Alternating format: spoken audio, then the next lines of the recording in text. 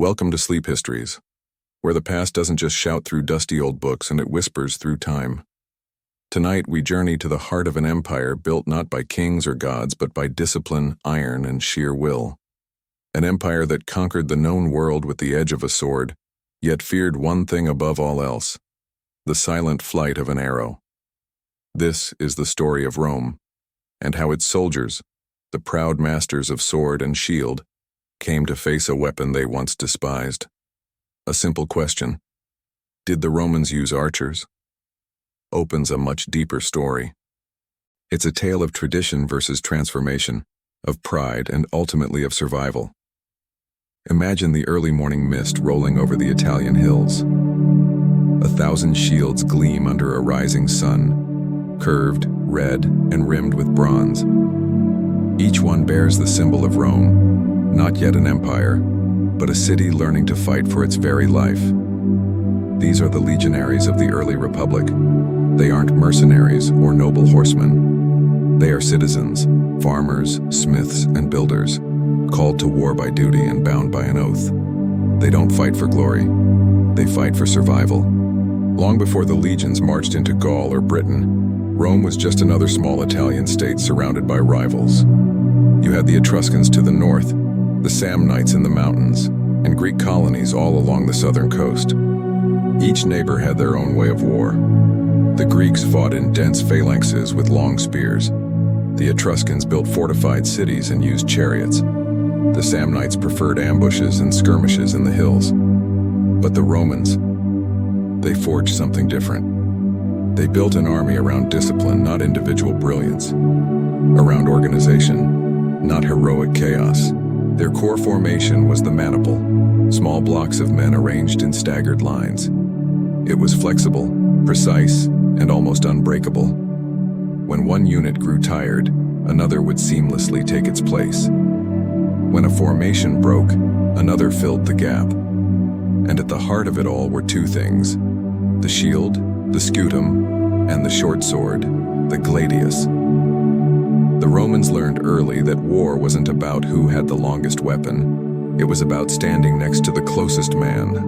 In the chaos of a melee, a long spear could break or get tangled, but a sword and shield could turn that chaos into a deadly rhythm. Strike, shield, step forward.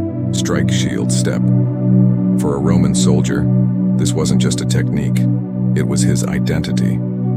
The sword became a symbol of virtus, the Roman ideal of manly courage and discipline. To stand shoulder to shoulder, to face the enemy without flinching, this was the ultimate test of a Roman's soul. So when the Romans looked at an archer, they didn't see a soldier. They saw something else. An archer fought from a distance, often hidden behind the main lines, his hands clean of the enemy's blood. He didn't stand his ground in the press of men. He didn't look his enemy in the eye. To many Romans, this just felt wrong. Archery was seen as foreign, an art of the East, the weapon of cowards, hunters, or slaves. It belonged to the Greeks, the Persians, or other barbarians, not to the men of Rome. Even their language reflected this contempt. The Latin word Sagittarius, meaning archer, carried none of the heroic weight of Miles, the soldier, the man-at-arms. And yet, the great irony is that Rome's survival would often depend on the very weapon it scorned. Now, the Romans weren't stupid. They were just cautious. They valued what worked, and for centuries the sword and shield worked magnificently. In battle after battle, from Lake Regillus to Veii, the disciplined legion crushed less organized foes. When the famed phalanxes of Greece met the legions of Rome, their long spears broke against the Roman formations like waves crashing on rock.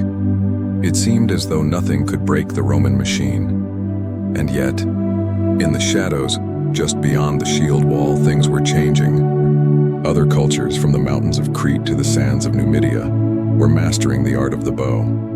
They learned to strike from a distance, to kill without closing in. The Greeks had long used archers as support troops. The Etruscans used hunters with slings and bows to harass their enemies before the main battle. The Samnites, Rome's toughest Italian foes, used skirmishers who could strike fast and then vanish into the hills. Each one of these encounters left a small mark on Roman military thinking, but pride runs deep. To adopt the bow would be to admit that Rome's old ways, the way of the sword and the shield, were not enough on their own. And for centuries, that was an admission Rome refused to make. The early Roman army wasn't designed for flexibility. It was a machine built for one thing: direct confrontation. Each man carried his heavy shield, 2 throwing spears called pila, and his short sword. Before a battle, the air would fill with the thunder of pilum volleys, with thousands of spears crashing into enemy shields, their soft iron shanks bending on impact to make them useless. Then came the charge, shields forward, swords drawn. The Roman line wasn't graceful, it was brutal. It was a slow, grinding advance that crushed the enemy through sheer endurance and discipline. Arrows? They played little part in this. Why waste time with uncertain shots from afar when the certainty of the sword awaited just a few steps ahead? Even as the Romans marched from one victory to the next, the world around them was changing. When Rome fought the Etruscans, they saw how often defenders rained arrows down from their walls. During sieges, Roman soldiers would raise their shields overhead in the famous testudo, or tortoise in formation, a clear sign that they were beginning to fear what they could not see. Later, when the Romans encountered the Greek city-states in southern Italy, they saw professional armies that used archers to soften up the enemy line before the main clash. The Romans acknowledged their effectiveness, but they didn't imitate them. To a Roman, victory came from the face-to-face struggle, from virtus. This mindset would endure for a very long time, and nearly destroy them. For all their pride, Roman commanders were pragmatic. They knew archers had value, just not enough to trust them with the fate of a battle. So when archers were needed, they were hired. They were foreign mercenaries, often from Crete, Numidia, or later from the East. These men were tolerated but never celebrated. They fought under Roman banners but never truly within the Roman heart. To the legions, they were just shadows, useful, expendable, and ultimately forgotten. Yet those shadows would soon become Rome's salvation. To understand why the Romans resisted this change for so long, we have to understand how deeply their military system mirrored their society. For every Roman citizen, war was an extension of civic duty. The battlefield was a place to prove not just strength but loyalty, discipline, and Roman identity. A soldier who stood his ground embodied the city of Rome itself, stubborn, ordered, and unyielding. A man who struck from afar, unseen and safe, represented something else entirely: uncertainty, and maybe even cowardice. Rome's moral code tied courage directly to proximity. You had to face the danger up close to be considered honorable. By the 3rd century BCE, Rome had grown powerful, but also overconfident. As it expanded beyond Italy, it encountered new enemies who fought in new ways. In Spain, the Celtiberians fought from rocky hillsides, striking with slings and javelins. In North Africa, the Numidians used light cavalry and mounted archers to harass the slow-moving Roman lines. And in the East, the successors to Alexander the Great had perfected combined arms, expertly mixing spearmen, cavalry, and archers. The Romans still triumphed, but their victories were coming at a greater cost. The world was no longer a place of simple sword duels and shield walls. It was becoming a world of mobility, speed, and distance. And soon, Rome would face an enemy that turned the bow into an instrument of pure terror. The Roman commanders of the late Republic, men like Crassus, Pompey, and Caesar, were about to march beyond the familiar Mediterranean world. There, on the wide-open plains of Asia, they would meet the Parthians, the absolute masters of mounted archery. At the Battle of Carrhae in the deserts of Mesopotamia, an entire Roman army would be surrounded. Its proud legions would be shattered, not by swords or spears, but by an endless, relentless rain of arrows. That catastrophic battle and the brutal lessons it taught would forever change Roman warfare. But that, my friends, is a story for another night. Tonight we leave Rome still proud, still stubborn, its legions shining brightly beneath the Italian sun, completely unaware that just beyond the mountains, the age of the bow has already begun. Until next time, Sleep well. In an age when Rome believed courage was measured in blood and distance was dishonor, there were others who fought differently.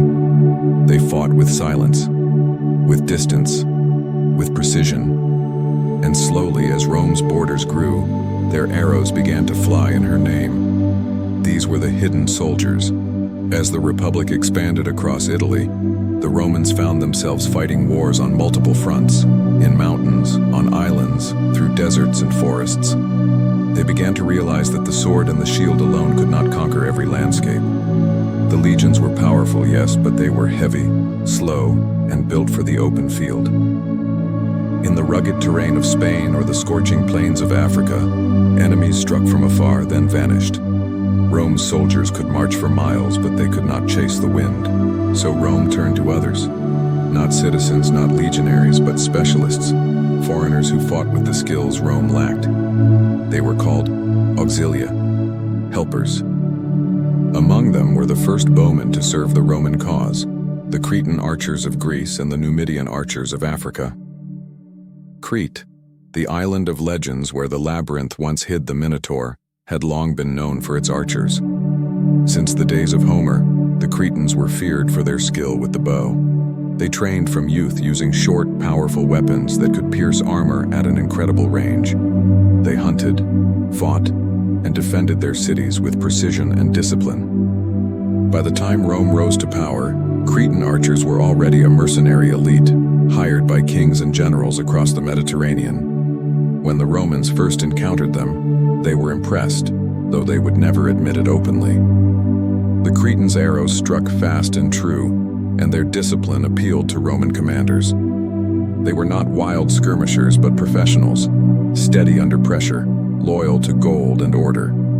So, Rome did what it always did best. It borrowed strength, then claimed it as its own. Far to the south, across the blue waters of the Mediterranean, lay Numidia, the land of horsemen and hunters, where men learned to track and kill from childhood. The Numidians were famous for their light cavalry, but many also carried bows of simple wood, perfectly suited to their fast-moving style of war. When Rome fought Carthage during the Punic Wars, it met the Numidians, first as enemies, later as allies.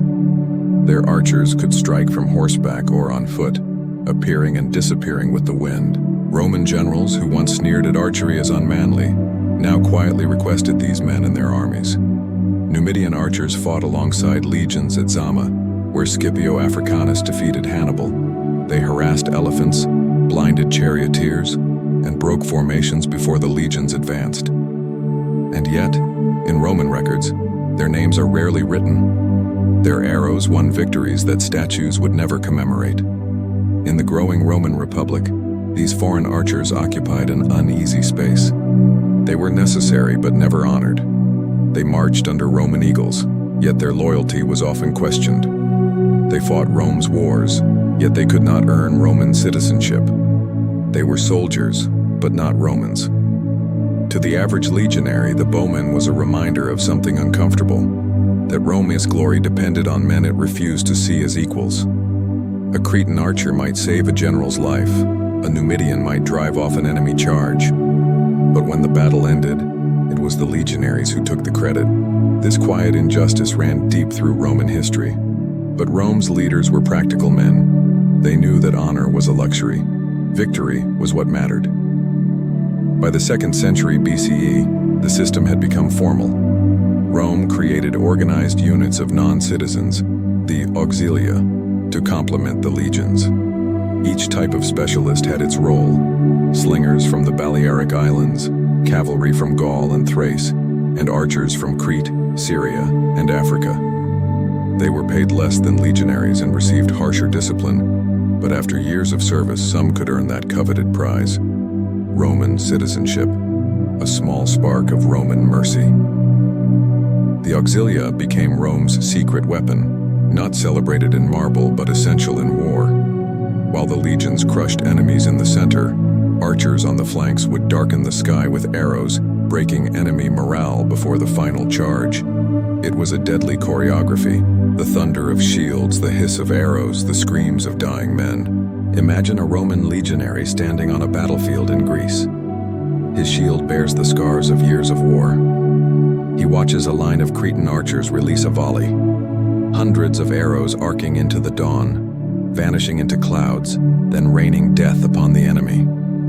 He nods, perhaps grudgingly, perhaps with respect, because in that moment he sees the truth his commanders already know. The bow, for all its distance, is as vital as the sword. But when the fighting ends, the archers pack their gear quietly. There are no songs for them, no triumphs, only payment and orders for the next war. Rome's ruling class, the patricians and senators, valued appearances as much as victory. They were careful to maintain the illusion that Rome's strength came from Roman men, not from hired foreigners. So when histories were written, names like Cretan or Numidian appeared in footnotes, not in headlines. Generals took the glory. The bowmen remained ghosts in the margins, and yet their presence grew. By the late Republic, every major Roman army included contingents of foreign archers, sometimes thousands of them. They guarded camps, covered retreats, and opened battles with deadly precision. Even Julius Caesar employed Cretan archers in Gaul and Britain, using them to soften up enemy tribes before sending in his legions. Rome's sword still took the final step, but it walked the path cleared by an arrow. For the archers themselves, service under Rome was both an opportunity and a burden. For the Cretans, it brought wealth and recognition, but also distance from their homeland. For the Numidians, it meant fighting in lands colder and harsher than they'd ever seen. And for others, Syrians, Thracians, Scythians, it meant adopting a foreign god, a foreign flag, and a foreign cause. They fought for a republic that did not yet know mercy, for generals who saw them as tools, for victories that would never bear their names, but history has its own justice. For when Rome began to fall, it was not the proud legions that would save her. It was the very foreigners she once looked down upon. The Romans never made sudden leaps in military innovation. They learned slowly, painfully, one defeat at a time. In these early centuries, every arrow loosed by a Cretan or Numidian was a lesson in humility. Each foreign victory Rome borrowed planted a seed of change. The Republic would not admit it yet, but the foundations of a new kind of Roman army were already being laid. An army that would one day rely as much on the bow as on the sword. An army of legions and auxiliaries, of citizens and strangers, united not by birth but by necessity. For now the Romans believed they were the masters of war. But far beyond the Mediterranean, in the vast deserts and plains of the East, another power was rising, one that had long ago perfected the art of archery. They rode horses instead of marching in ranks. They struck and vanished like ghosts. Their arrows could pierce armor from 200 paces away. The Romans would soon meet them and learn the cost of pride. For centuries, Rome fought with borrowed arrows, using the skills of others while pretending they were her own. But war, like history, rewards those who adapt. And soon, adaptation would no longer be a choice. It would be survival. The Romans had conquered Greece. They had crossed seas, toppled kingdoms, and claimed the lands of philosophers and kings. But in doing so, they stumbled upon something they never expected, a new way to wage war. For centuries, Rome believed her legions were unmatched, a wall of shields and iron discipline that no enemy could break. But in the East, war was an art. And in that art, the bow ruled supreme. When Roman armies swept through the Hellenistic world, they expected glory. What they found instead was complexity. The armies of the East didn't move like Roman ones. They didn't think like them. In Macedonia and Asia Minor, Rome faced soldiers who could shift from a tight phalanx to a loose skirmish, from a head-on charge to a tactical retreat, all in a single breath. The battlefield wasn't a simple line of men. It was a living, breathing organism, flexible and unpredictable. And within that organism, one weapon connected every movement: the bow. To the Hellenistic generals, the heirs of Alexander the Great, battle was a symphony. Infantry held the rhythm, cavalry struck the melody, and archers, They were the song that filled the air between. Eastern commanders understood something Rome had long ignored. No single weapon wins a war. Victory comes from harmony, from the dance between distance and closeness, speed and strength. When Roman legions met these armies, they encountered this harmony for the first time. Arrows rained down not in chaos, but with choreographed precision. Infantry advanced under the cover of archers. Cavalry wheeled around flanks while bowmen kept the enemy's heads down. It was a form of warfare that breathed. The Roman formation, magnificent as it was, suddenly felt rigid, almost mechanical. Rome had mastered control, but the East had mastered balance. Among all the Eastern peoples Rome encountered, none impressed its generals more than the Syrians. Syria was a crossroads of empires, Persian, Hellenistic, and Arabian. Its soldiers inherited a mixture of traditions, Greek discipline, Persian mobility, and the deadly precision of desert archery. When the Romans saw Syrian archers train, they witnessed something entirely foreign. These were men who could hit a coin at 50 paces, loose 5 arrows in 10 seconds, and do it all in perfect silence. The Syrians fought as units, not individuals.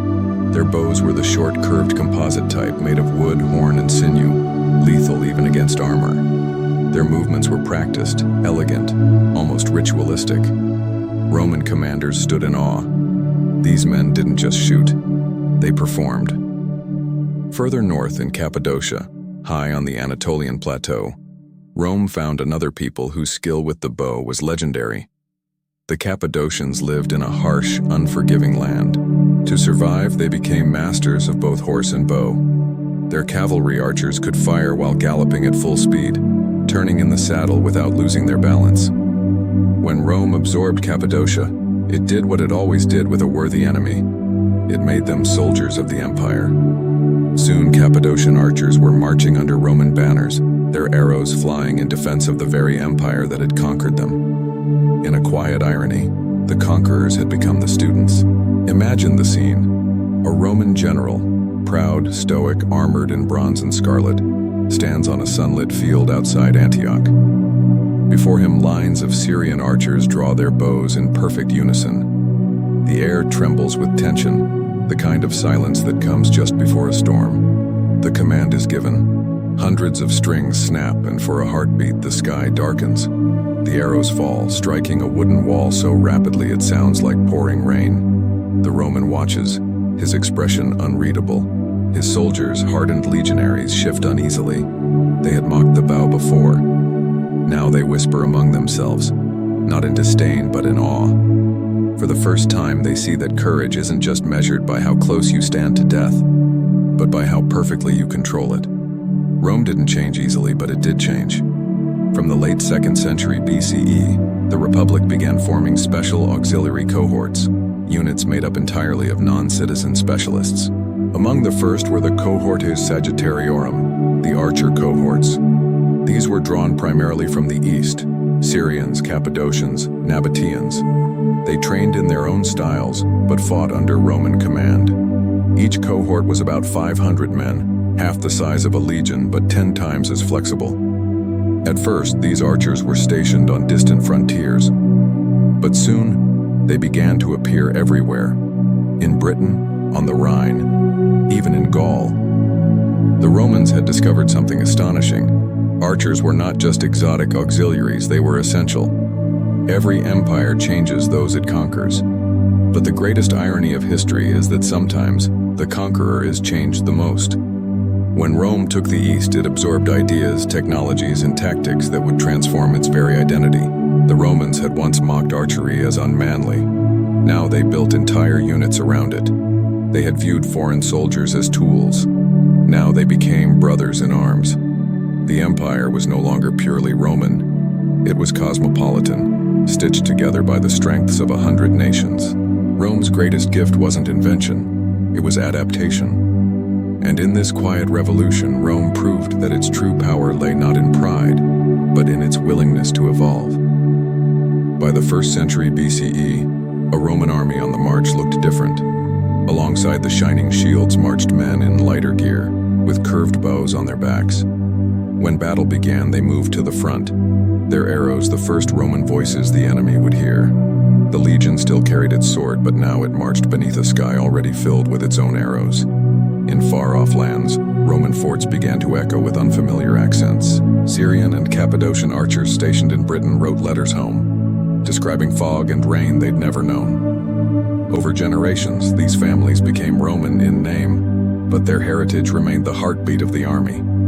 A soldier from Cappadocia could defend Hadrian's wall, while a Syrian could fight in Gaul. This was the Rome the world came to fear, an empire not of blood, but of unity through conquest. But the story was not over. While Rome was learning the bow from the east, a deadlier lesson awaited beyond the Euphrates. There, in the deserts of Parthia, an enemy rode on swift horses, wielding bows that could strike down a man from half a mile away. Rome would soon march to meet them and pay dearly for its arrogance. That encounter would change the Roman army forever. But in this moment, as Syrian arrows flew across the training fields of Antioch, Rome stood at the threshold of transformation. The age of the sword and shield was fading. The age of the bow had begun. Conquest transforms the conqueror. And in learning from the East, Rome unknowingly prepared itself for the battles that would define its destiny. Next time we follow that destiny into the burning deserts of the Parthian frontier, where arrogance met mastery, and Rome learned the true price of underestimating the bow. Imagine a desert, vast and silent, a place where the sun burns like a judgment from the gods. This is Mesopotamia, in the year 53 BCE, and into this furnace march 40,000 Roman soldiers. Their armor gleams, their eagle standards flutter, their spirits are high. They are the legions of Rome, the greatest army the world has ever known. They are led by Marcus Licinius Crassus, one of the richest men in Rome, the man who crushed Spartacus. He now dreams of a glory that will outshine even Caesar and Pompey. He seeks a swift, glorious victory over the Parthian Empire. But what he will find here, in the shimmering heat, is the absolute limit of Roman power. For Crassus, the plan was simple. The Parthians, he believed, were a rich but soft people. The Romans would march through the desert, seize their cities, and return home laden with gold and triumph. They had not understood the land, nor had they understood their enemy. The Parthians didn't fight like Romans. They didn't lock shields or advance in disciplined ranks. They fought with the wind and the horizon, vanishing just as a sword was raised. And their weapon was one Rome had long dismissed, the bow. Picture it. The morning sun, fierce and white. The horizon trembles with heat. And then, a sound. Not a battle cry, but a low thunder that shakes the sand.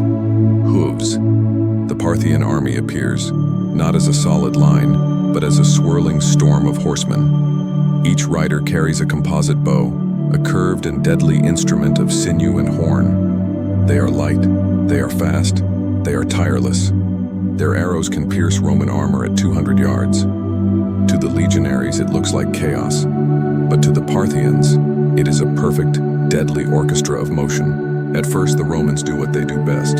They form up. The heavy infantry locks shields, creating the famous testudo, the tortoise formation. Archers and cavalry guard the wings. They brace, expecting a head-on charge. But the charge never comes. Instead, the Parthian riders keep their distance just beyond the range of a Roman javelin and begin to shoot. The first volleys arrive in a steady, terrifying rhythm. Men raise their shields, but the arrows come from every direction. The desert air shimmers with movement as the Parthians circle, fire, retreat, and strike again from a new angle. Crassus's legions try to advance, but each step is a slow, heavy, desperate effort. The horsemen simply melt away before contact, only to reappear on the flanks, unleashing another torrent. And the arrows never, ever stop. To the Romans, it was a sound they would never forget, the whistle of death. Each arrow finds the smallest gaps in their armor, a throat, a leg, an eye. Men fall, some clutching at the shafts buried deep in their flesh, others just collapsing silently. The sun climbs higher, throats crack from thirst. Shields that were once a soldier's best friend become leaden weights. The sand beneath their feet shimmers with a blinding heat. Still, The arrows come. Crassus, desperate, orders his own cavalry to charge. They thunder across the sand, but the Parthians just gallop away, doing something that defies all Roman military logic. They turn in their saddles, firing behind them as they retreat. It's the legendary Parthian shot. They kill even as they flee. Hours turn into an eternity of agony. The Roman lines begin to waver. Their javelins are useless. The enemy is always out of reach. Their magnificent armor, their pride, becomes an oven, trapping heat and exhaustion. And just when the storm of arrows seems to slacken, a new horror appears. Camel trains emerge from behind the dunes, laden with crates. They are resupplying the horsemen with tens of thousands of fresh arrows. The reign of death begins all over again. By midday, the desert is a graveyard of Roman ambition. Shields are splintered, standards are broken, and soldiers are kneeling in the sand, too broken to fight. Crassus tries to rally them, but this isn't a battle. It's an erosion, a slow, merciless wearing away of the greatest army on earth. In a last desperate gamble, Crassus's son Publius leads a brave cavalry charge. He drives deep into the enemy ranks, but it's a trap. The Parthians envelop him. Cut off and surrounded, he and his men are slaughtered. Later, the Parthians mount Publius Neolius' head on a spear and parade it in front of his father's horrified eyes. For Crassus, the world collapses. His army breaks. 40,000 men are scattered, crushed beneath the sun and the storm of arrows. Here at the Battle of Carrhae, Rome finally learned humility. Night falls, cold and bitter. The few survivors stagger through the sand. Crassus himself is lured into a supposed peace negotiation. There, in the confusion, he is killed. The Parthians, in a final cruel gesture, are said to have poured molten gold down his throat, a symbol for the man whose greed for glory had led him to ruin. Back in Rome, the news arrives like a physical blow. 40,000 soldiers lost, an entire army annihilated, the eagle standards, sacred symbols of Roman power, captured, and all by an enemy they could never even touch. For the first time, Rome had faced an enemy it couldn't reach. Its legions were built to conquer cities and crush infantry. But how do you fight the wind? The Parthians had turned the open desert into a weapon and rewritten the rules of war. The shock of Carrhae shattered Roman confidence. How could the greatest army on earth be destroyed by riders who never stood and fought? Commanders began to take notice of archery, once dismissed as an unmanly weapon, now seen as essential. If the enemy could strike from afar, Rome had to learn to do the same. Within a generation, the empire began to adapt. It recruited auxiliary units of Syrian and Cretan archers. It studied Parthian tactics.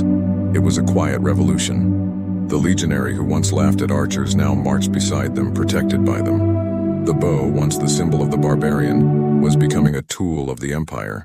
Decades later, veterans of Carrhae would still speak of the desert with a haunted look in their eyes. They said the sky had turned black with arrows. They said the air itself had seemed alive with death. History is cruel, but it is also wise. Sometimes, a single defeat teaches more than 100 victories.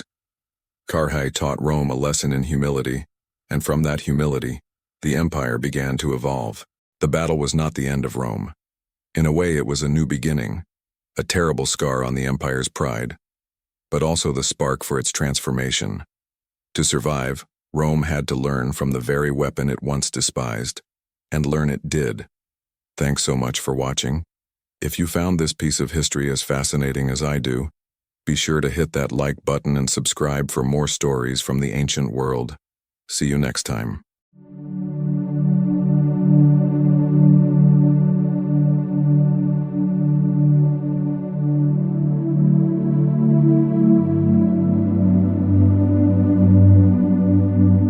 Out of the ashes of a devastating defeat at Carrhae, Rome rebuilt.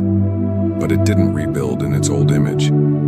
The lesson of the East had been written in blood and sand, and for once Rome, proud, stubborn Rome, actually listened. The legions would never again march alone. From now on, the sword would have its companion. The shield would have its shadow. And from this transformation rose a new kind of Roman soldier, the Sagittarius, the archer. Following the disaster at Carrhae, commanders across the Republic began to rethink their strategies. When Augustus later transformed Rome into an empire, he understood a truth his predecessors had ignored. No single style of fighting could rule the world. So in the 1st century BCE, the empire quietly began a revolution in its ranks. Specialized units of archers, the cohortes Sagittariorum, were officially formed. Each cohort was made up of 500 men, but these weren't Romans. They were drawn from the outer provinces, from Syria, Crete, Cappadocia, and Arabia, lands where the bow wasn't just a weapon but a way of life. These men weren't citizens, at least not yet, but they would fight, bleed, and die under the Roman eagle. In time, their children would earn the citizenship their fathers had been denied. This is how the empire grew, not just by conquest but by absorption. But not all archers fought the same way. The Roman army quickly realized there were two kinds of Sagittarii. First, the infantry archers who fought on foot, supporting the legions from behind the main line. Then there were the mounted archers, the equites Sagittarii, who fought on horseback, swift, silent, and deadly. The foot archers stood where light troops once had, offering mobility and precision. They fired in disciplined volleys, covering the infantry's advance or defending walls from siege engines.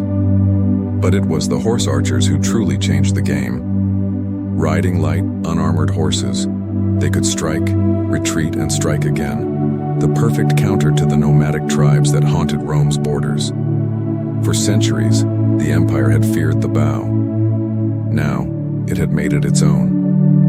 Picture a Roman fort near Antioch under a blazing eastern sun. A line of Syrian archers draws their bows in perfect unison. Their instructor, a grizzled veteran scarred by years of campaigning, walks the line. "Steady," he says. "Not the arm, the breath. Let the air carry the shot." The command comes. Bows snap. Dozens of arrows hum through the air, striking their targets with a sound like sudden rainfall. A group of Roman officers watches nearby, not with contempt, but with genuine curiosity. One takes notes, sketching the curve of the composite bow, a weapon of horn, wood, and sinew, far more powerful than anything Rome had ever made. Behind them, engineers test new designs, experimenting with glues, layers of wood, and grips shaped for Roman hands. In these quiet moments, a new kind of Roman warfare was being born. In the Old Republic, a Roman soldier's identity was tied to his sword, the gladius. The sword was courage. The sword was Rome. But in the empire's farthest reaches, a different symbol began to rise. The bow, once mocked as the weapon of cowards, became a symbol of Rome's new reality. An empire too vast for arrogance, too complex for just one kind of strength. The Sagittarii became the eyes and breath of the empire's defenses. Where the sword could not reach, the arrow could. Where the shield could not hold, distance could protect. Across the empire, from the fog of Britain to the deserts of Arabia, the Sagittarii stood watch. In Britain, Syrian archers defended Hadrian's wall, their eastern eyes gazing over cold, gray moors, writing letters home about a land of mist and strange gods. In Dacia, among the Carpathian mountains, Cappadocian horse archers patrolled against barbarian raiders. In Arabia, Nabatean bowmen guarded the caravan routes, their arrows ready for desert tribes who moved like shadows. Everywhere Rome expanded, the bow went with it. The empire's borders were no longer just walls of stone, but living lines of men who could strike from afar. Think about this. Only a century before, Rome had laughed at the bow. They called it unmanly, foreign, unworthy of a true soldier. Now the empire couldn't live without it. Every frontier fort, every expedition, every campaign relied on the Sagittarii. They were the first to engage and the last to retreat. Their arrows softened the enemy before the heavy infantry even arrived. Their skill turned sieges, defended walls, and saved countless legions from annihilation.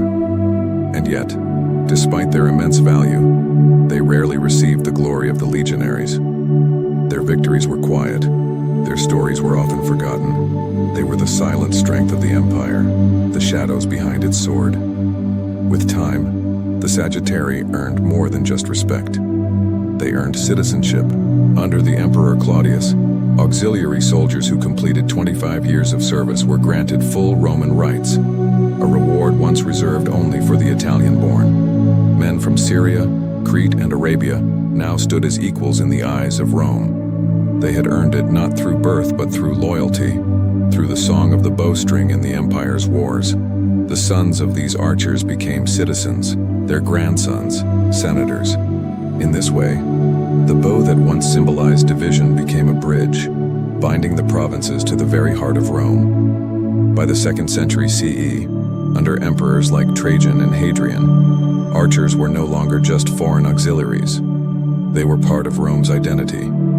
Every legion marched with its own archer cohorts.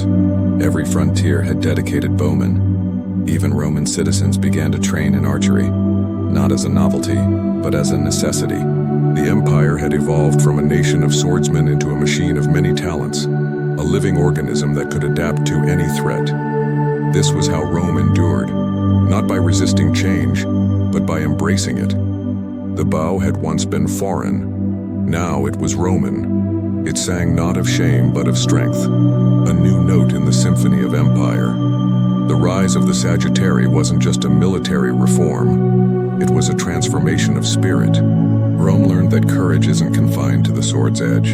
It also lives in patience, in precision, in the stillness between breaths. In those quiet moments on training fields, beneath blazing suns or northern clouds, archers drew their strings. And in that single gesture, you could see an entire civilization evolving. From contempt to reliance, from fear to mastery, the story of Rome as archers is the story of Rome itself. A civilization forever shaped by those it conquered, and made stronger by the lessons it once refused to learn.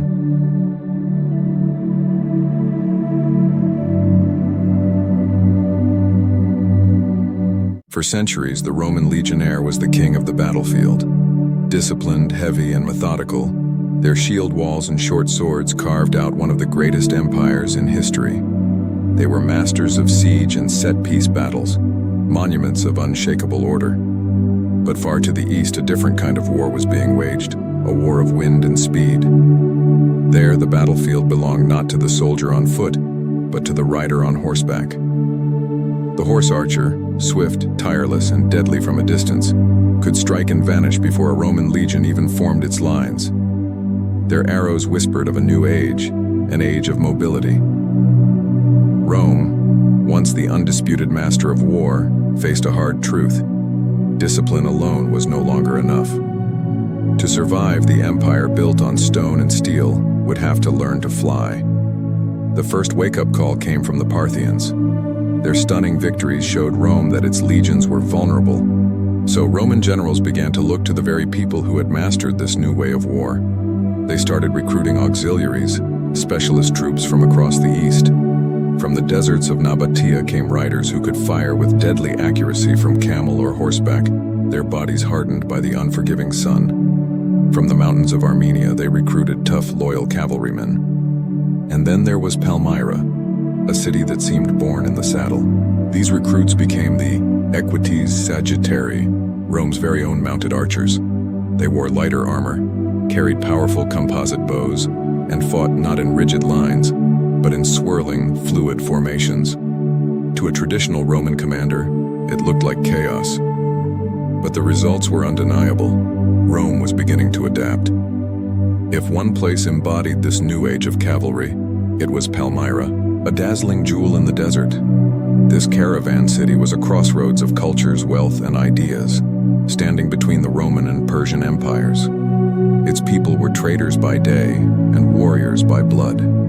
Their pride in mounted archery was literally carved into the stone of their city, with statues of horsemen and archers decorating its grand colonnades. And it was from this vibrant city that a queen would rise to challenge Rome itself. Her name was Zenobia, a figure of brilliance, ambition, and defiance. After her husband, a Roman ally, died, she didn't just rule as a regent, she took command. Zenobia was a master strategist and a born leader. She expanded her control across Egypt, Syria, and parts of modern-day Turkey. forging what historians now call the Palmyrene Empire. Her armies, built around elite horse archers and heavily armored cataphracts, moved with terrifying speed and precision. Imagine them, columns of cavalry, their banners snapping in the desert wind, their arrows striking Roman scouts before an alarm could even be raised. Zenobia's forces fought like the Parthians who had troubled Rome for so long, swift, elusive, and devastating. The weapon Rome had once feared from afar was now being turned against it from within its own provinces. The challenge could not go unanswered. Emperor Aurelian, a soldier emperor determined to restore Roman honor, marched his legions east. But even his battle-hardened troops struggled against Zenobia's lightning-fast cavalry. The deserts of Syria became a deadly chessboard. Roman columns were ambushed, harassed by horse archers who would fire, retreat, and circle back again. A whirlwind of motion that was almost impossible to pin down. But Aurelian was a quick learner. He adapted. He broke his legions into smaller, more flexible units and deployed his own eastern horse archers to counter Zenobia's tactics. He decided to fight fire with fire, meeting speed with speed. The final showdown came at the Battle of Emesa in 272 CE. It was a chaotic storm of dust and steel. Zenobia's archers unleashed clouds of arrows, while her heavy cataphracts charged the Roman line. But Aurelian had a plan. He feigned a retreat, luring her cavalry into a brilliantly laid trap, then counterattacked with his own cavalry and infantry. When the dust finally settled, the Palmyrene army was broken. Zenobia was captured and taken to Rome to be paraded in Aurelian's triumph. Her rebellion was over, but it marked a turning point. Zenobia's challenge had forced Rome to fully embrace the art of the mounted archer, making it a cornerstone of its military for centuries to come. What began as a necessity became official doctrine. The Romans had fought the bow for centuries. Now they made it their own. Across the empire's vast frontiers, from the sands of North Africa to the banks of the Danube, the Equites Sagittarii became a common sight. Their equipment was refined. They used shorter, more powerful composite bows, perfect for use on horseback. They wore flexible lamellar armor, made of small overlapping plates, and carried curved swords for when the fighting got close. Their training was intense. It emphasized speed, accuracy, and above all, coordination. Riders practiced firing backward while at a full gallop, the legendary Parthian shot. They drilled in circular formations, designed to create a continuous, unending storm of arrows on a pinned enemy. The empire, once known for its rigid, unyielding formations, had become fluid, a shapeshifter on horseback. Rome had learned to dance with the wind, and it learned just in time. In the 4th and 5th centuries, a new wave of threats emerged from the Great Eurasian Steppe. The Huns, the Alans, and the Sarmatians. These nomadic peoples lived their entire lives in the saddle. They were the undisputed masters of mounted warfare, fighting with a terrifying ferocity and speed. Against them, the old Roman legions were practically helpless. They simply couldn't catch an enemy that refused to stand and fight. Only Rome's own horse archers stood a chance. Along the Danube frontier, the empire's riders clashed with barbarian horsemen in thunderous duels of motion and archery. Arrow met arrow, speed met speed. It was more than just a battle of armies. It was a battle of philosophies. The Romans had finally understood that to survive against the riders of the steppe, they had to become like them. By the twilight of the Western Roman Empire, its army was almost unrecognizable. Where once stood solid walls of infantry, now galloped swift, adaptable bands of mounted archers. On coins and monuments, emperors were no longer just portrayed as stoic foot soldiers, but as dynamic horsemen, bows in hand. It was a symbol of a new kind of power, one that conquered not just through force but through mastery of movement and strategy. And even after the West fell, this legacy endured. The Eastern Roman or Byzantine Empire carried the tradition of the horse archer forward for another 1,000 years.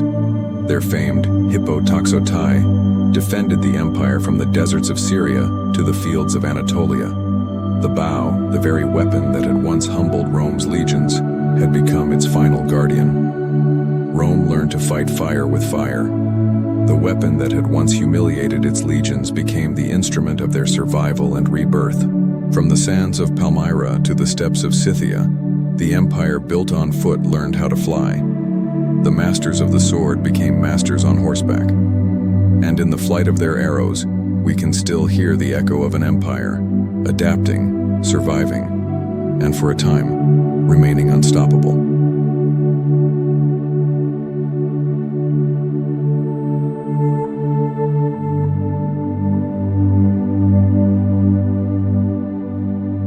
When the West fell silent in the year 476, the world held its breath.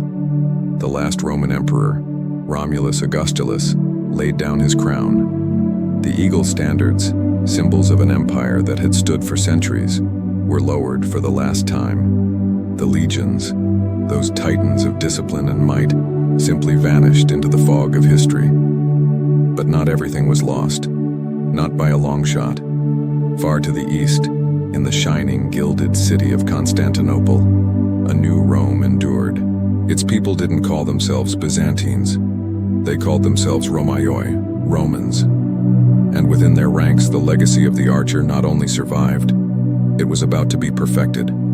The Byzantine Empire wasn't just a sequel to Rome. It was Rome refined, forged in the crucible of centuries of constant adaptation. Where the old legions had prized brute force and the short sword, the Byzantines prized strategy, cutting-edge technology, and deadly precision. And at the very heart of their armies stood the archers, now elevated to an elite class of soldiers.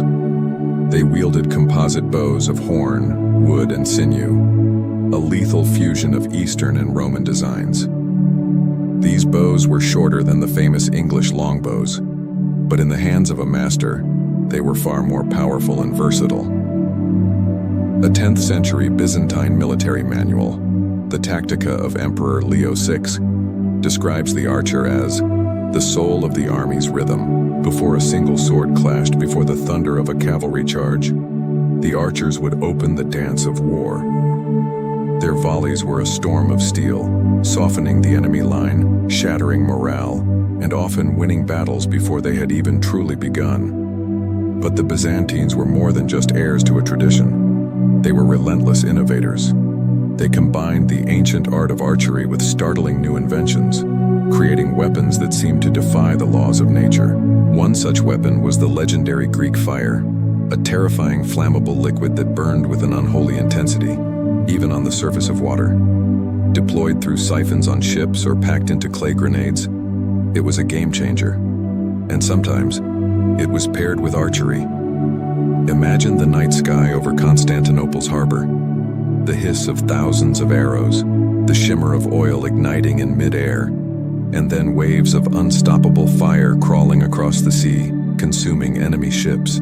It was both a defense and a terrifying warning, a clear message to anyone who dared challenge the Queen of Cities. In Byzantine hands, the bow had become more than a tool of precision. It was an instrument of terror, theater, and absolute power. To counter the growing threats from the horse nomads of the steppes and the swift raiders from the deserts, Byzantium resurrected an ancient Roman vision, the perfect fusion of horse and archer. Enter the cataphracts. These were warriors straight out of a legend, heavily armored cavalrymen who blended the iron-willed strength of the Roman legionary with the lightning speed of the Eastern rider. They were clad in shimmering lamellar armor that moved like dragon scales, and even their powerful war horses were covered in iron barding. Each cataphract was a walking arsenal, carrying both a composite bow and a long lance, able to switch seamlessly from a long-range missile assault to a brutal close-quarters charge. Their tactics reflected Rome's timeless genius for adaptability. They fought Arabs in the south, Persians in the east, and Bulgars in the north, always adjusting, always learning, always victorious. Through them, the spirit of the old Roman Sagittarii, the humble archers of the legions, lived on, now clad in shining armor and mounted on thundering war horses. When the Western Empire finally collapsed, its vast library of knowledge was scattered to the winds. But the echoes of Roman archery found new homes in the fledgling kingdoms that rose from its ashes. In Italy, the remnants of Roman bow-making workshops were absorbed and revitalized by Lombard craftsmen. In France and Britain, the very concept of organized, disciplined archer units slowly re-emerged centuries later, a memory of Roman military doctrine. This rediscovery would culminate in the legendary English longbowmen of the 100 Years' War. While their weapon was different, their techniques, disciplined volleys fired in unison, coordinated formations, and relentless training, owed a great deal to that forgotten Roman tradition of precision and military science. The weapon had changed, but the philosophy behind it had not. Victory through balance, through skill, through patience. By the 12th century, a new weapon began to dominate European battlefields: the crossbow. Its mechanical design might have seemed revolutionary, but its conceptual roots stretched all the way back to Roman ingenuity. The Romans had already experimented with complex handheld torsion weapons and small siege engines like the manuballista, which was essentially a type of ancient crossbow. The core idea of mechanical precision, of storing immense potential energy and unleashing it in a single, devastating instant, was a Roman concept, reborn in medieval iron and string. Through this evolution, the legacy of the Roman archer endured not just in the weapons themselves, but in a mindset of calculated warfare. It was the belief that mastery of range, of timing, and of control could always triumph over simple brute strength. While Europe was busy rediscovering the power of the bow, the East never forgot it. The Persian, Arab, and later the Turkish empires all carried on the sophisticated art of archery that Rome had once learned to respect at such great cost. When the Byzantine Empire faced the Seljuk Turks and later the Ottomans, they were, in a way, facing the distant descendants of their own teachers. The circle had finally closed. Empires that had grown in Rome's shadow now mirrored her ancient methods, turning the composite bow into the single most dominant weapon of the medieval world. Even the feared Ottoman archers of the 15th century, who would one day stand before the mighty walls of Constantinople, drew their lineage from the very same Eastern craftsmanship that had once taught Rome a bitter lesson in humility at the Battle of Carrhae. But the bow's influence extended far beyond the battlefield. It became a powerful symbol of order, intellect, and civilization itself. It was a weapon that demanded immense discipline, patience, and a deep understanding of natural forces like wind and distance. Roman poets had once called the archer the philosopher of war because his weapon demanded thought before action and silence before chaos. In Byzantium, this sentiment deepened even further. Beautiful mosaics depicted archers not as mere soldiers, but as celestial guardians, defenders of the faith, and protectors of light against the darkness of barbarian hordes. The bow was no longer seen as a foreign or unmanly weapon. It had become the definitive mark of the civilized warrior, a symbol of measured strength and divine purpose. Centuries passed. Empires rose and fell like tides, but a single thread connects them all, stretching from the sun-scorched deserts of Parthia to the misty forests of England. It is the archer's art, an art born from necessity and perfected through patience. In the story of the Roman bowmen and their heirs, we see more than just military evolution. We see the transformation of an entire civilization's philosophy, a shift from the sword's raw, impulsive courage to the bow's thoughtful, calculated mastery. For every empire that came after Rome, the lesson endured. Strength without precision is blind, and power without adaptability is doomed. The sound returns, the faint rustle of leather, the creak of a drawn bowstring. The legion's sword may have won the empire, but it was the bow that helped it endure. A single arrow is loosed, a sharp, fleeting whistle. Then, silence. You've been listening to Sleep Histories. Tonight we followed Rome's archers from the dusty fields of the Republic to the shining walls of Byzantium. Their arrows crossed centuries, shaping not just battles, but civilizations. Thank you for joining us on this journey. If you enjoyed this story, please consider liking this video and subscribing for more. Join us next time as we uncover another story the world has almost forgotten, a story written not in stone or steel, but in silence.